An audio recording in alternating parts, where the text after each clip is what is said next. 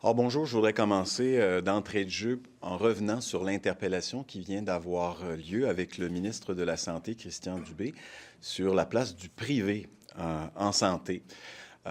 C'est un exercice d'équilibriste assez périlleux que semble avoir voulu entreprendre le ministre Dubé. On sait que le parti de la coalition Avenir Québec se fait le chantre du privé en santé comme collaborateur au service public. On a évoqué que les mini-hôpitaux privés allaient pouvoir soutenir le système public. On a dit également que ces CMS qui font des chirurgies, il fallait augmenter le nombre de chirurgies qu'ils peuvent pratiquer. On a ajouté 20 chirurgies différentes qu'ils peuvent pratiquer. Tout cela, évidemment, en drainant les services ou les ressources du service public. Et même pendant l'interpellation, alors que le ministre disait, main sur le cœur, vouloir se sevrer du privé dans la santé, sa collègue députée de Saint-François en faisait encore l'apologie.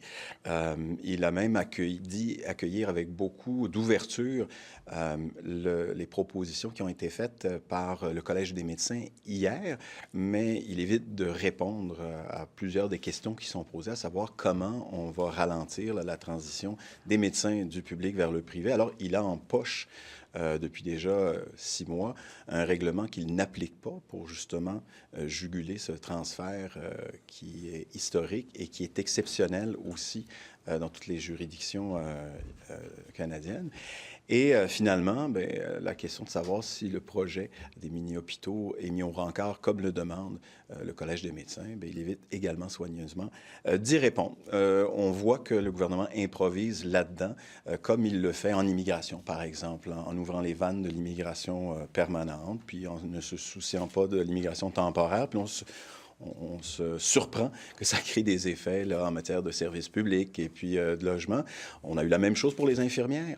On est passé de 260 millions de dollars à 2 milliards de dollars pour les agences privées pour ensuite dire il faudrait agir. Puis là, on a adopté un projet de loi. On a adopté un projet de loi 96 sur la langue en disant ça va régler la question du déclin de la langue française. 6 mois plus tard, on créait un comité en disant il faut vraiment agir là, sur la langue française. Puis on a toujours refusé de regarder l'application de la loi 101 au cégep. On est en train de revivre là, la même chose dans le domaine de la santé. Ça sent l'improvisation à plein nez et tout est remis au dépôt d'un projet de loi dont on sait qu'il parlera du transfert des ressources du public au privé. Là, on parle des médecins, mais ça pourra aussi être beaucoup plus large. Je pense qu'on est déjà en consultation, semble-t-il. Le ministre semble vouloir des idées pour pouvoir agir. On est encore en réaction plutôt qu'être dans l'action préventive. C'est la caractéristique fondamentale de ce gouvernement. Sur le fond, est-ce que vous êtes d'accord avec sa vision de donc sevrer le réseau, de déterminer une période de transition? Quand même, il y a une nouvelle intention là, du gouvernement. Est-ce que vous êtes d'accord avec lui? Non seulement on est d'accord, mais on trouve que ça a trop tardé. En fait, ça fait 2 ans que le gouvernement a été élu et il parle du privé comme étant là, les béquilles qui vont permettre au système de santé de continuer à avancer, alors que c'est plutôt le coup de Jarnac qu'on est en train d'administrer au service public. Alors là, il y a un changement complet d'orientation, mais sans nous donner les détails de sa vision. Puis je vous rappelle qu'il y a moins de 2 semaines, le ministre se disait surpris de l'ampleur du nombre de médecins qui venaient acquérir une formation aux frais des contribuables du Québec pour aller pratiquer en Ontario. On parle de 2300. Je suis surpris. Je ne sais pas encore ce que je vais faire. On avait pensé d'adopter un projet de loi il y a 2 ans, il y a 1 an, lorsqu'on a étudié le projet de loi 15. Finalement, on a mis ça de côté. Là, on commence à y réfléchir. Et là, soudainement, aujourd'hui, là, on est passé la réflexion, on va déposer un projet de loi. Est-ce qu'il est écrit, ce projet de loi-là? J'en doute beaucoup. C'est comme si aujourd'hui, on avait décidé que peut-être une bonne idée. Ça me fait étrangement penser à Jean-François Roberge lorsqu'il nous dit « Je suis ici en commission, là, en point de presse pour vous dire qu'on a commencé à réfléchir à quelque chose puis qu'on va vous revenir éventuellement avec un plan de match. » Ça semble être ça. On n'avait pas le choix de faire appel au privé pour sortir rapidement de la pandémie, faire des chirurgies. On n'aurait pas laissé des gens comme ça souffrir et attendre pendant des années. Est-ce qu'il n'y a pas un point valide? En fait, ça, c'est amusant parce que, évidemment, on n'a pas le droit de répliquer là, pendant le débat. À l'époque, on menait la vie dure aux infirmières du service public.